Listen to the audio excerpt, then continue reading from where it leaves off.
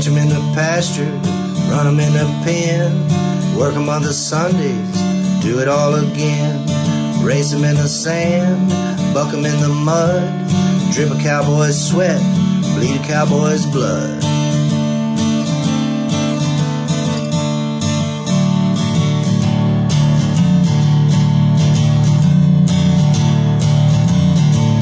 I'm Zeke Thurston, 2016 World Champion Saddlebrock Rider, and you're watching The Pepper Stewart Show. Yeah, he told you that, not me. It was not my fault. It was your fault. You're the one that tuned in. It is on you. Today we got some good stuff. We got a good one for you today. Today it's going to be solo. Only me today. Randomness Randy had some stuff going on, so I had to come in here and tell you about stuff all by my lonesome. So, here's what's going on today. We got a lot of stuff happening. We've got a musician, an artist, up-and-comer that's going to visit with us and tell us about what she's doing, where she's playing, and what she's got coming up this month. The Women's Rodeo World Championship. What is going to happen at AT&T Stadium, along with the PBR Finals. We're going to find out about that as well. The PBR is doing stuff. A lot of stuff's happening with them. We're gonna throw a little bit of that at you. Fort Worth Stock and Rodeo is coming up. Our friends over at Angus TV has got a little something for you that's going on at the Cattlemen's Congress up in Oklahoma. Oh, everybody wants to know about the land. Who owns what land? And everybody's upset about which country owns land in the United States. I've got the breakdown for you. I'm going to tell you all about it, and I bet you will be surprised when you hear these numbers.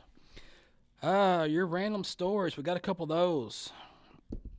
Somebody got some mail a little late. There's some sheep in New York. I didn't know they had those. Man, I've been watching stuff on the Netflix and Peacock. I got to tell you about some shows that I've been watching. We got a trailer coming up for a show that's about to drop this month. This looks pretty good, so I'll tell you about that. And other than that, today's show is brought to you by none other than the Texas Arena League.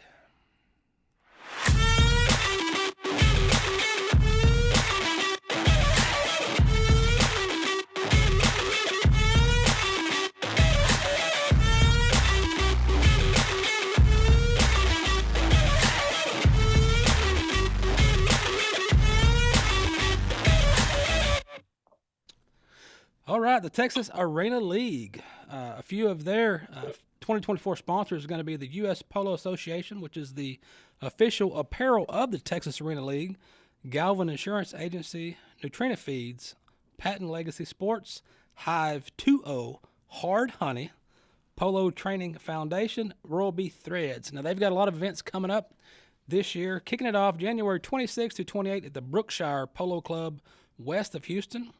Then February 2nd through the 4th at Legends Polo Club, southeast of Dallas, the Armadillo Division. February 9 through 11 back at San Antonio Rose Palace. February 23 through 25, Legends Polo Club, Kaufman, Terrell, Texas. March 1 through 3, Legends Polo Club, the Armadillo Division again. And then March 15 through 17 is their finals at Dripping Springs Ranch Park near Austin. Look them up on the website, TexasArenaLeague.com or Texas Arena League on all the social medias like Facebook, Instagram. Look them up. Tickets are also on their website. $5 a ticket. Kids are free. It's always a good time. Check it out. Check it. It's good. It's fun. I went out there. It was a couple years ago. I went out there. I think we had the videos. The videos of that, they seemingly disappeared. But I went out to one of the events. They stuck me on one of them polo ponies, and I'm not a polo. I can't do it. I can't do it. The saddle, I just felt so weird sitting in that saddle.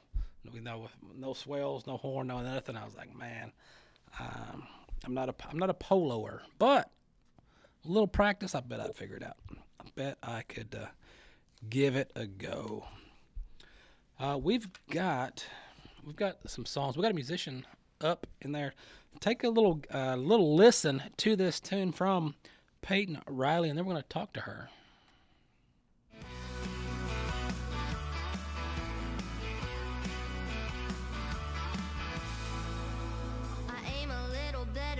mature a little faster. I can drive circles round boys in my tractor. I can do tricks and I can run sprints, even when they say I can't. I can shoot a buck and I kick a worm. When they play tag, they skin my turn. 'Cause I'm too fast and I'm too strong, and I love doing things that prove them wrong. When they say only boys can't do this, I say, boys keep up.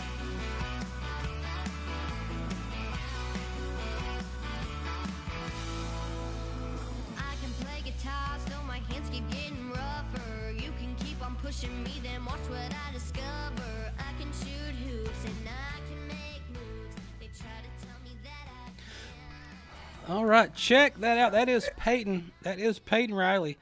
At the age of only 15, she is the youngest Artist of the Year in the Texas Country Music Awards. She won that at 15, and we're going to talk to her about it and see what is happening. Payton, you with us? Yes, sir. How are you doing? Oh, we are doing great. So tell us about this. Let's kick that off right there with your award. Now, you went in there at 15 years old, dominated and won. So what was that like for you? It was a very exciting experience. Actually, last year, the year before, not in 2023, but in 2022, I went to the award show just for fun to watch all the amazing artists get their awards and walk the red carpet. And I turned to my mom and I told her that that was going to be me next year, walking the red carpet and getting an award. And that's exactly what I did. I worked my tail off all last year by recording music, writing new songs, and playing anywhere anyone would let me. And whenever they called my name, it was kind of like in slow motion, like I couldn't even believe it. It was so much fun and just an awesome experience. Everyone was so nice and kind. I'm just so thankful for everyone that voted for me. And you got it done. And that's the thing. You had a goal. You set your mind to it, and you knocked it out. So let's go deeper back there to your singing and songwriting. When did you decide that, hey, I like to sing, I'm pretty good at it, and you wanted to pursue that? So I've been singing since I was 7 years old, and I would just go around the house singing at the top of my lungs. And my mom wanted to put some of that energy into voice lessons, and so that's what I did. And probably around the age of 10, I was like, I want to be like Miranda Lambert. I want to share my songs to the world and sing on big stages. So that's pretty much when I knew that this is what I wanted to do, but I didn't start taking it really seriously until I was 13 years old. Okay, speaking of Miranda Lambert, so in your singing, what are some of the artists that you listen to growing up, or the kind of sounds that you like to kind of help you get where you're at? Yeah, so I really love Miranda Lambert and Lainey Wilson. I just love the way that they write their songs, just how they carry themselves on stage, and just the sassiness of their songs. I really just love that and implementing it into my shows. Okay. All right. And a lot of your shows that you play, you're in Texas, so you play a lot in Houston and in the Woodlands, Conroe, down that area, and then you come up to DFW some and play. Where else do you go?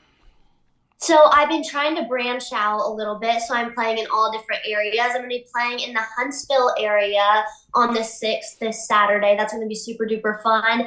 And in a couple of weeks, I'm going to be playing in Fort Worth, so I'm trying to play more in that area. And then more closer to the end of the month, I'm going to be playing in Nashville. So Okay. Just anywhere I can. Okay, that's going to be fun. So when you're not out there singing, what other hobbies, things do you have to kind of occupy time when you're not on stage? So I still have to go to school. I'm a freshman in high school, so that's definitely a challenge, having to leave school early to do podcasts and stuff like that and shows. But it's a really fun experience. And also I run track at my school, so that keeps me very busy. All right, and other than school, what do you do? Other hobbies do you have? Do you go out places? You go fishing? You hunt? You fish? You kind of do those things too? Yes, I love hunting and fishing. We have a property in Centerville, and me and my sister love going fishing and hunting with our friends and family. Okay, what kind of hunting? What do you hunt when you go out hunting? Deer, pigs, just little creatures, anything we can. All right. I may need some assistance. I probably got I got about 300 yards of pasture that they have just torn up. I can't ever find them. I can't ever catch them, but I get out there when I go out there and feed the cows. I feel like I'm on a roller coaster just through all these hog wallers. I'm like, man, it's time to set some traps out. Well, I can definitely help you. So the people that are following your music, you've got some songs out now. You write your own songs. You do cover songs, or just writing your own right now? I pretty much do everything. So I sing cover songs, I sing my own music, I write it, I record it. I pretty much do everything. Okay, and you have a website. You want to throw out your website where they can find all your music and your upcoming shows, stuff like that? Yeah, sure. So you can go to www.paytonrileymusic.com, PaytonRiley. And if you click like the little sandwich bar, it will show you all my shows and merch and just a lot of information about me so you can get to know me more. All right.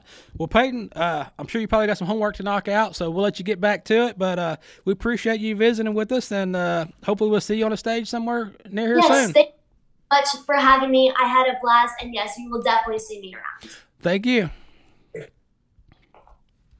All right, that was Payton Riley. She is a up-and-comer. She's in high school now, but she's out there getting it done, making a name for herself. She's got some songs out, writing her own songs, singing her own songs. She's got a plan, and she's doing it. So she is ready to make that mark. Let's see what else we got here. Do we have another ring-a-ding-dinger yet? Not yet. Okay, that is fine. Let's do. I'm going to have to talk for a while on this one, so let's go ahead and knock out the farm stuff because everybody wants the farm stuff. Let me tell everybody what they've been wanting to know about their land in the U.S. of A. Because everybody wants to know about that. They want to know what's happening. Who's got the land? What's the deal? What's happening? So, let's dive into it.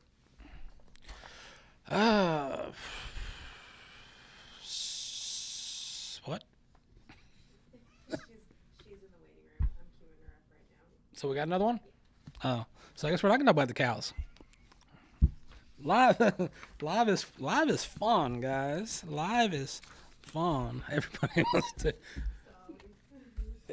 wants to go live. So if you want to throw her in, we got the American clip there, and I guess we can go right into it. I got her. Yeah. You want to go to the American? Well, go. Let's get it.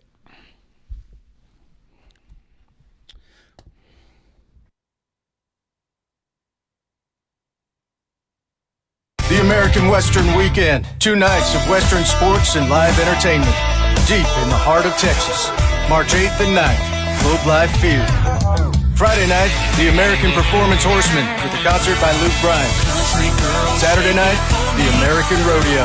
Witness the thrill of non-stop rodeo action. Music headliner to be revealed.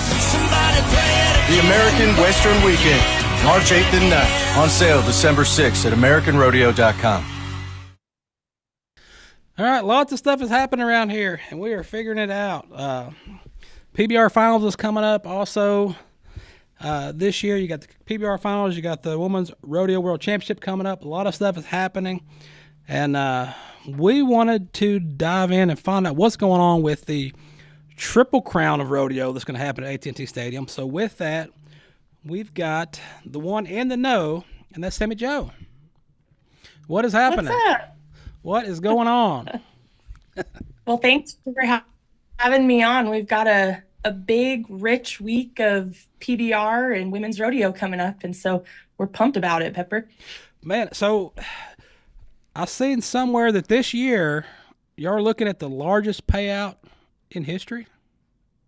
So we last year created Women's Week, and by partnering with APHA and the Cowgirl Gathering, we pay out $1.145 million to women's only in 1 week. And we elevated the bar again this year, And those girls we pay out $60,000 to each event champion, equal money across all 4 disciplines. And we're going to do that inside AT&T Stadium. So the Cowgirls are taking over Cowboy Stadium. That's going to be entertaining. So, can you kind of tell us how the breakdown is for the women's the championship, and how they qualify, and how it comes down to this event? Yeah, there's 3 ways that these females can get involved. So if you're 13 years old and up, competing in barrel racing, breakaway roping, heading, and heeling, you have a year-long segment, is what we call it, to go to events around the country. As long as the results are publicly verified, you can nominate those events through the virtual rodeo qualifier. And by nominating and placing, you earn points on the Women's Rodeo World Championship leaderboard. And so that segment opened in April of 2023, and it will close April 14th of 2024. And as of that close date, we take the top 20 pros and the top 20 challengers from each of those disciplines, and they qualify to compete May 13th through the 19th in Fort Worth and Arlington. So that's the first way. The second way is we have qualifier series events, is what we call them. There's about 6 remaining. They can find those on our website. You go and nominate a qualifier series event, and if you're the highest placing pro or challenger, you earn a guaranteed buy into Women's Rodeo World Championship. And then lastly, if you don't make the top 20 and you don't win a qualifier series spot, you can come to the Cowgirl Gathering and enter the women's package, and that will be our last chance qualifier.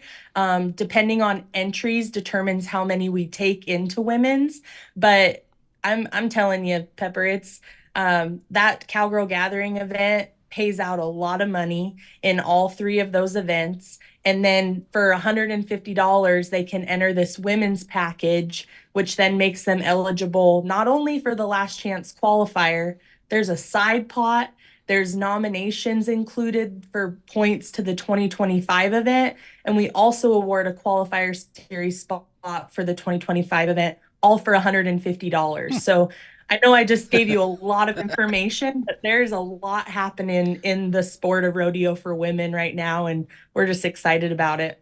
Yeah, I mean that sounds like the spot to be. I mean, just $150 and you're getting a shot, at 60,000, 100,000.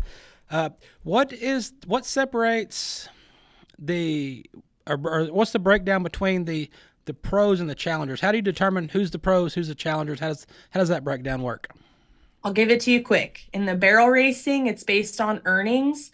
Annually, if your earnings are less than 20,000 and in lifetime less than 100,000, you're considered a challenger.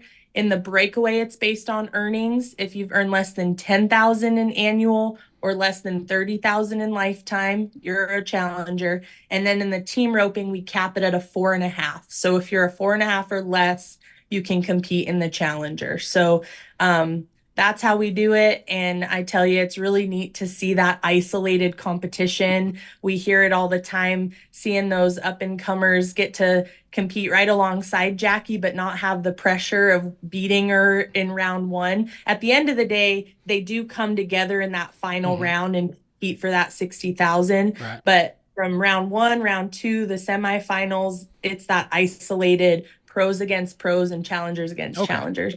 Okay, so you got your two divisions here, your pros and your challengers. Y'all battle out till you get done, and you just throw them in the arena. See what happens. And then we award a cash bonus to all world champions, $5,000 to the pros and $5,000 to the challengers for the girls that have earned the most points throughout that segment I was talking about. And we also have a $20,000 all-around cash bonus that we award. And so we're just talking about a lot of money here. You have probably got a ton of entries for this deal, because if you're out there breakaway roping, barrel racing, and roping, why would you not enter this? Exactly. And then creating that package with the Cowgirl Gathering and the APHA, you enter this amazing jackpot, right? That's paying out a lot of money. Plus, you get this last chance opportunity if you didn't quite make that top 20 cut. We are really, Lindsay Rosser Sumter is our commissioner. We've got a team on our end that really want to create this women's week where it doesn't matter what kind of cowgirl you are or what level you compete at. We want to create a week of cowgirls coming together and just having an awesome time in Fort Worth. There's a lot of things to do. National Cowgirl Museum and Hall of Fame is a supporter of our event, and we did a champions breakfast with them last year. Pam Minnick is a big supporter, and we actually created the Pam Minnick Lifetime Achievement Award for her around our event. And then, of course, PBR, we're owned by PBR and WCRA, and being a part of the World Finals Week, all of the ancillary events that they put on, it's the place to be in May. Man, that's action packed. And so they still have until, you said the cutoff is April. So April 14th. So they're still battling it out right now. See, I think I saw something the other day. Didn't they just have a big event in Arizona? They did, yeah. The Downtown Calves and Cans was over there, and it was an awesome qualifier series event. They had a ton of entries there. Karen Fuller is the producer of that event. And like I said, if they go check out qualifier series on wrwc.rodeo is our website, you can see the remaining events left to earn those qualifier series spots. But yeah, it's really neat to see the female, especially those all-girl team ropings, grow. And I think it's important too, though, for these team ropers to know that you don't have to go to an all-girl to qualify to the Women's Rodeo World Championship. If you're going with your family to a mixed roping and you're entering with your husband, you can still nominate. Our healers can tie on and qualify. And then what we do is once that cutoff comes, we send out a list of all the headers and healers that have qualified, and they pick their partner from that list. So even if they're not sure who they may rope with, we'll make sure that if you nominate and qualify, you'll have a partner to run with when it comes time. Okay. Well, that's nice. That's nice to know, because you're gonna get down there and be like, well, who's it gonna be? What am I gonna do? And when you're a mom and a wife and you're juggling keeping your family taken care of, and really the only opportunity you may have to rope is going with your husband and your family. I think that's a great way to help these ladies still compete, come to our event, and we just make sure that they get a run by those ladies that have qualified. Yeah, and see, there's an arena that's not too far from me that is one of the qualifiers, one of the qualifying locations, and they have a breakaway roping out there a lot. And man, it's packed over there. I mean, everybody that's loaded up over there, wanting a shot at this. So I think it's going to be a heck of an event.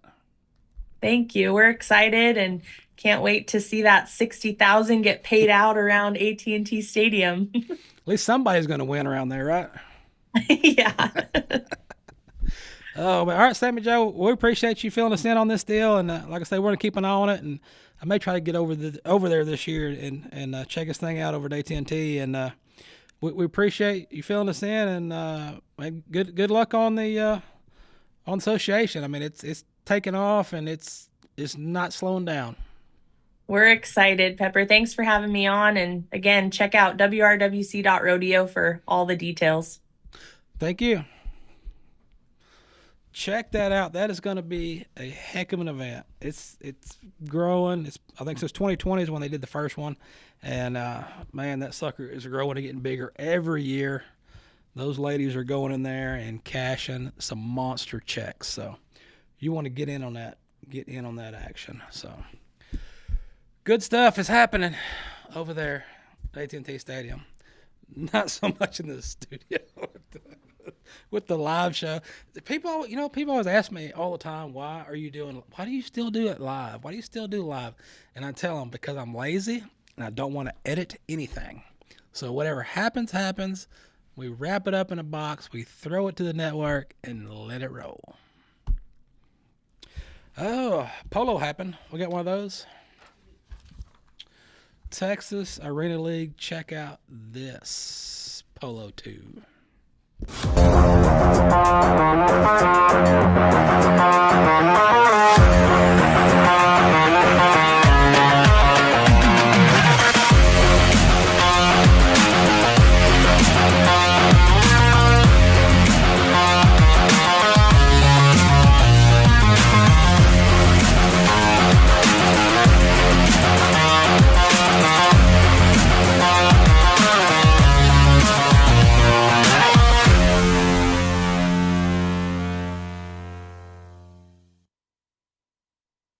All right, check them out. That is Texas Arena. That's horse hockey. That is horse hockey. That's hockey on horses. Check it out. It's fun, fast, action-packed. Be sure to check out a location near you and watch that. Now let's get back to the beef. What's the beef? Everybody in America is upset because they think China is buying all the land. China's buying us out. They're dominating America. They took all our land. So instead of just talking about stuff, we decided to dive into the real numbers, because that's what you do when you want to know stuff. You actually you look up the facts, right? You just guess. If I want to do that, I'd watch the news. All right, so the controversy continues to grow across the U.S. and China, primarily targeted for the new rules. However, China doesn't own most of the farmland in the U.S., according to this USDA report. It's actually Canada.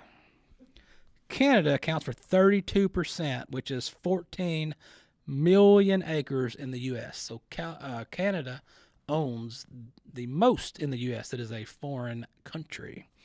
Rounding out the top five are the Netherlands, which is 12% of U.S. land. Italy at 6%. The United Kingdom 6%. Germany at 5%. Shout out to Germany. They big fans of the show. They've been sending some stuff over. So together, the citizens in those countries hold 13 million acres, or 29% of the foreign-held acres in the U.S. China owns, ready for this, less than 1%, guys. 1%, or which is about 350,000 acres. That's all the land that China owns in the U.S. And told 43.4 million acres of forest and farmland in the U.S., or 34% of all ag land, is foreign-owned as of December 2022. Roughly 30 million of those acres that's reported to be foreign-owned, with the remaining primary under 10-year or longer leases. Of 30 million, 60% as owner-operated, 14 has tenants or sharecroppers as a producer, and 12% report to a manager other than the owner or the tenant of the sharecropper, and 7% said, "I ain't answering your questions, man." So nobody knows. The USDA said that two biggest Chinese-owned companies with lands holdings in the U.S. are Brazos Highlands and Murphy Brown LLC, which owns Smithfield Foods, and Brazos Highland reportedly owns 102,000 acres. Smithfield owns 97,000. The USDA reports that those 5 states combined account for 85% of China's farmland ownership. In Texas, China has long-term leases associated with wind energy, and in North Carolina and Missouri is tied to Smithfield. The foreign-held farmland has become a hot-button topic on Capitol Hill. Everybody's upset, thinking China's buying up all the land when they only have 1%. So if you want to know what is happening, to cut a long story short, the top 5 states with the largest Chinese holdings are: number 1, Texas, with 162,000 acres. North Carolina, 44,000. Missouri, 43,000. Utah, 32,000. And Virginia at 14,000 acres. That's where the China's at. China's not buying up the U.S. It is Canada. So there you go, people of the internet who are questioning what is happening. More controversy. Bud Light. Is there any more Bud Light controversy, or is it over? We're going to find out. Okay, so here's what happened today. Hot off the press. This sucker hit my electronic mailbox early this morning. Anheuser-Busch is back in the arena as the official beer sponsor of the PBR, which is Professional Bull Riders. I put that on the internet somewhere, and somebody's like, "Where's the Pabst Blue Ribbon?" No, it's not Pabst Blue Ribbon. It's PBR, which is Professional Bull Riders. So back in the day, who remembers the Bud Light cups? Anyone? Anheuser-Busch, America's leading brewer, announced today that it has become the national marketing sponsor of the PBR, the world's leading bull riding organization. This multi-year deal spans PBR's premier individual competitions and team leagues, along with the sport's top expansion tour, making Anheuser-Busch one of PBR's largest and most impactful brand partners. The partnership is focused on... Which beer would they focus on? Who's wondering about that? They're focused on Michelob Ultra, the nation's second largest beer brand, which includes Michelob Ultra Bonus. PBR will now be able to award additional prize money to each 21 and over event winner, with PBR's premier Unleash the Beast event to the MVP in the Teams League. So you're probably going to get some beer, which is going to be Michelob Ultra. I do notice they're talking a lot about Michelob Ultra and not mentioning another beer that they make. Let's see, please beer sponsor, blah, blah, blah, blah, blah, blah. Anheuser-Busch has been supporting the PBR and the Rodeo Cowboys since 1993 when they signed on as PBR's first title sponsor. Still no note of the name, but I'm going to tell you, it was the PBR Bud Light Cup, because I've still got a jacket I've got a jacket in my closet from the 90s that has a Bud Light Cup, PBR Bud Light Cup on it. So they are back around again. So Anheuser-Busch, go buy some beer if you want to support the PBR, or just buy whatever beer you want and drink it. It's up to you. You can drink what you want, right? What else do we have here? We did that. Man, what time is it? We are killing it. Angus TV sent us a clip over. The Cattlemen's Congress is happening right now in Oklahoma. So Corbin Yon is reflecting on his upbringing, the Angus Foundation, and what it means to donate this year's heifer package. The Angus Foundation heifer package will sell at the National Bull Sale this weekend at the Cattlemen's Congress in Oklahoma City, Oklahoma.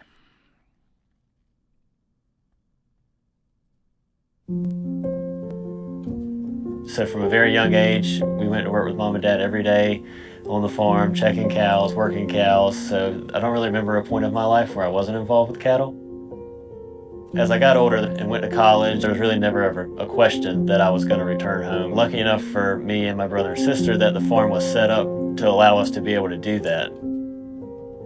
One of the things that my parents taught us along the way was that if you work hard and do the right thing, typically things will work out for you.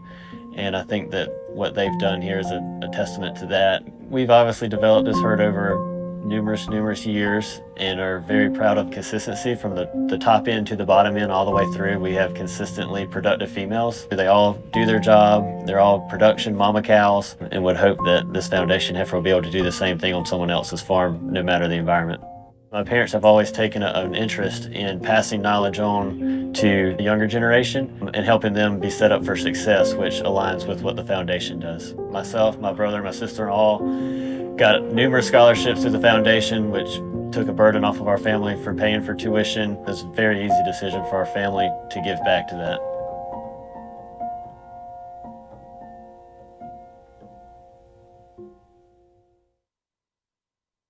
Not yet. All right. So check that out. The Cattlemen's Congress is happening right now in Oklahoma City, Oklahoma. There also will be another one this year. Look it up, check it out, and make sure you go. I thought about going this year, but it was a little too late, so I did not make it. We got sheep in New York, but I don't know about the sheep in New York. Because I was like, sheep in New York? What do you mean sheep are in New York? Is this a news story? Is some kind of political uprising? All these sheep in New York? I don't understand what this is. What are you talking about? You said you're a sheep in New York? What are they doing? Is that part of the Epstein list? Is that what they released, that there were sheep on the plane? There could have been. I mean, if all that stuff was going on, I'm sure there might have been some sheep. Oh, speaking of sheep, I watched the Chappelle thing. Oh, it was hilarious. God, that was so funny. God. Okay, so we're just gonna just skip the sheep. Nobody's doing sheep. Well, maybe in New York, but anyway. Man, the Chappelle. Let's go to what are you watching on TV? The Chappelle thing was good stuff, and that's why I don't understand. It's why people get so. It's like, who are the people that are just going around trying to find something to complain about? I mean, why are you spending your entire life? There's so much stuff you could be doing with your life. So many things you could be experiencing. So much traveling you could do. Things you could see. And it's like you just sit around looking for something to complain about. And 90% of the time, whatever you're complaining about doesn't even affect you at all. But that opening joke was so hilarious. It happens. Man. It happens. That was good. It happens. Every now and again. It's one of them throwback to Tex, which is not here no more. Yeah. We had Texas passing on Christmas Day. I think maybe next episode or two, we may do a little throwback with some of his greatness clips. I was looking at some of those over the weekend of him, and I was like, oh my God, that's so funny. The one where y'all call, what is that, Sweden? Yes. And he's... It's like, if you want to meet me, farmersonly.com. Look at... And I bet he was so 1,000% serious. Yeah. So cringe. And what was so funny about that was that for those that are new to the show, been around forever, that was 2015 or 2016 that it was called Tourism Sweden or Sweden Tourism or something. And so what it was is they had a hotline, 800 number hotline that you could call. And people in Sweden could volunteer as ambassadors of Sweden to be on the list. So when someone calls the hotline, the number goes to you. And this is just a random Swede in Sweden.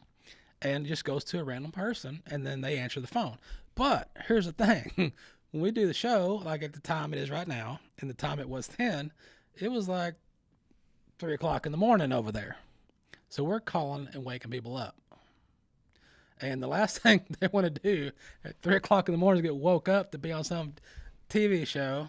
But we got so many good calls from that. And I mean, they weren't mad. Nobody was ever mad at us. Nobody ever cussed us out. They just talked to us about the country and what was going on and all that stuff. And there was a lot of times we got voicemail, which Tex would leave those.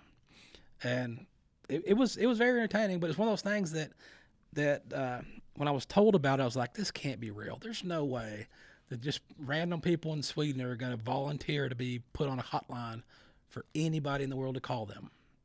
And they were. And we did. Good luck doing that in America. Oh, man. Do that, get called 3 a.m. in the morning, probably get cussed out. Oh, every Someone will time. put your phone number on Craigslist. That way you get paid back for the next week. Oh. I don't know. That's why the telemarketers and people trying to sell me stuff, they only call me once. Yeah. Yeah. But I enjoy it. Oh, I enjoy it so much. I wish I could record all those calls. I do too. God, they're so good. Okay, so sheep in New York. What that was there was a sheep somewhere that got loose or something. I don't know. Throw it out there so people don't get too confused about what's happening with the. All right, check this out. Cataract City, not typically a place that you would expect to see livestock on the loose, but, well, today, that sheep, in fact, gave Niagara Falls police a bit of a run for their money. Police tell us they were called to 7th Street about that sheep. It was in a nearby field. We're told at first they didn't see it, couldn't see it, but they could hear it. Eventually, they caught up to that sheep and brought it to Lakeview Animal Sanctuary. Not clear where the sheep came from, but police tell us, well, they're looking into it. Sheep happens, man. Sheep happens. Sorry. So does horse hockey.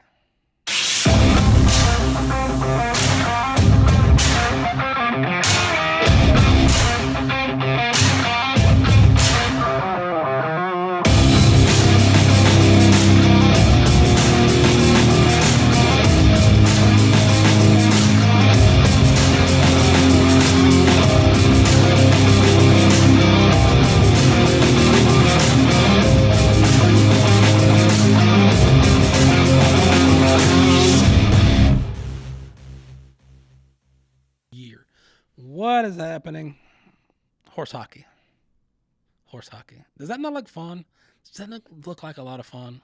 And it's fast. They are flying up and down the dirt. Dirt's flying, balls flying, sticks flying. It's all eyes on the arena when that's going on. Oh man. Okay, so we dove into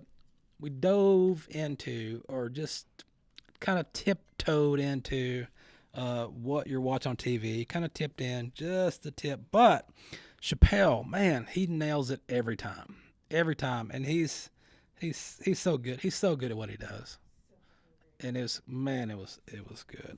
I enjoyed it thoroughly. The new show I'm watching right now, I watched the Natalia thing about the little girl that they thought was a monster.